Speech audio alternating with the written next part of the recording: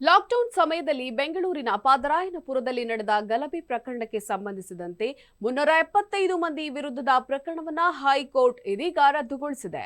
ನವಾಜ್ ಪಾಷಾ ಮತ್ತಿತರರು ಸಲ್ಲಿಸಿದ್ದ ಅರ್ಜಿಗಳನ್ನು ನ್ಯಾಯಮೂರ್ತಿ ಕೆ ನಟರಾಜನ್ ಅವರ ನೇತೃತ್ವದ ಏಕಸದಸ್ಯ ಪೀಠವು ಮಾನ್ಯ ಮಾಡಿದೆ. ಅಕ್ರಮವಾಗಿ ಗುಂಪುಗೂಡಿ ಬಿಬಿಎಂಪಿ ಅಧಿಕಾರಿಗಳ ಕರ್ತವ್ಯಕ್ಕೆ ಅಡ್ಡಿಪಡಿಸಿದರೆ ಎನ್ನಲಾದ ಆರೋಪದಡಿ ದಾಖಲಿಸಿದ ಕ್ರಿಮಿನಲ್ ಪ್ರಕರಣಗಳನ್ನು ನ್ಯಾಯಾಲಯವು ರದ್ದುಪಡಿಸಿದೆ. ಸಾಕ್ಷಿಗಳ ಹೇಳಿಕೆಗಳನ್ನು ಒಂದೇ ರೀತಿಯಲ್ಲಿ ದಾಖಲಿಸಲಾಗಿದೆ. ಪೊಲೀಸರು 120ಕ್ಕೂ ಅಧಿಕ ಮಂದಿ ವಿರುದ್ಧ ಪ್ರಕರಣ ದಾಖಲಿಸಿದ್ದರೂ ಸಹ ಗಲಭೆ ನಡೆದಿದೆ ಎನ್ನಲಾದ ಸಮಯದಲ್ಲಿ ಯಾವುದೇ ಆಸ್ತಿ ಪಾಸ್ತಿ ನಷ್ಟವಾಗಿಲ್ಲ. ಪೊಲೀಸರು ಯಾವುದೇ ವಸ್ತುವನ್ನ ವಶಪಡಿಸಿಕೊಂಡಿಲ್ಲ ಅಂತ ಆದೇಶದಲ್ಲಿ ಹೇಳಲಾಗಿದೆ. ಭಾರತೀಯ ದಂಡ ಸಂಹಿತೆ ಸೆಕ್ಷನ್ 172ರಿಂದ 188ರವರೆಗೆ ಮತ್ತು ವಿಪತ್ತು ನಿರ್ವಹಣಾ ಕಾಯ್ದೆ ವಿವಿಧ ಸೆಕ್ಷನ್ ಉಲ್ಲಂಘಿಸಲಾಗಿದೆ ಅಂತ ಹೇಳಲಾಗಿದೆ. ಆದರೆ ಸಕ್ಷಮ ಪ್ರಾಧಿಕಾರ ದೂರು ದಾಖಲಿಸಿಲ್ಲ.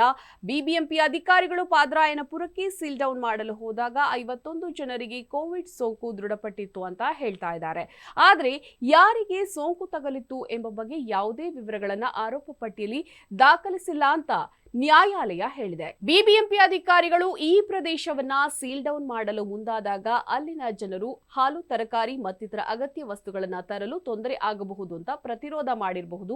ಆಗ ಒಂದು ರೀತಿಯ ಬಿಗುವಿನ ವಾತಾವರಣ ನಿರ್ಮಾಣವಾಗಿರಬಹುದು. ಅಲ್ಲದೆ ಮ್ಯಾಜಿಸ್ಟ್ರೇಟ್ ಐಪಿಸಿ ಸೆಕ್ಷನ್ 188ರ ಅಡಿ ತೆಗೆದುಕೊಳ್ಳಲು ನಿರ್ಬಂಧವಿದೆ. ಆದರೂ ತೆಗೆದುಕೊಂಡು ಮುಂದುವರಿಯುವುದು ಸರಿಯಲ್ಲ. ಹೀಗಾಗಿ ಆರೋಪಿಗಳ ವಿರುದ್ಧದ ಪ್ರಕರಣಗಳನ್ನು ರದ್ದುಗೊಳಿಸಲಾಗಿದೆ ಅಂತ ಆದೇಶಿಸಿದೆ. ಪ್ರಾಸಿಕ್ಯೂಷನ್ ಪರ ವಾದ ಮಂಡಿಸಿದ ಹೆಚ್ಚುವರಿ ವಿಶೇಷ ಸರ್ಕಾರಿ ಅಭಿಯೋಜಕ ಬಿಎನ್ ಜಗದೀಶ್ ಅವರು 2020ರ ಏಪ್ರಿಲ್ 19ರಂದು ಸಂಜೆ ಸಮಯದಲ್ಲಿ ಬಿಬಿಎಂಪಿ ಅಧಿಕಾರಿಗಳು ಕೋವಿಡ್ ಸೋಂಕು ತಗುಲಿದ್ದ 58 ಮಂದಿಯನ್ನ ವಶಕ್ಕೆ ತೆಗೆದುಕೊಳ್ಳಲು ಪಾದರಾಯನಪುರದಲ್ಲಿ ಹೋಗಿದ್ದಾಗ ಅಲ್ಲಿ ಅಕ್ರಮವಾಗಿ ಗುಂಪುಗೂಡಿದ್ದವರು ಕೈಯಲ್ಲಿ ಚಾಕು, ದೊಣ್ಣೆ ಮತ್ತು ರಾಡ್ಗಳನ್ನ ಹಿಡಿದುಕೊಂಡು ಆಶಾ ಕಾರ್ಯಕರ್ತರು, ವೈದ್ಯಾಧಿಕಾರಿಗಳು ಹಾಗೂ ಬಿಬಿಎಂಪಿ ಅಧಿಕಾರಿಗಳ ಕರ್ತವ್ಯ ನಿರ್ವಹಣೆಗೆ ಅಡ್ಡಿಪಡಿಸಿದ್ದರು ಅಂತ ವಾದಿಸಿದ್ರು.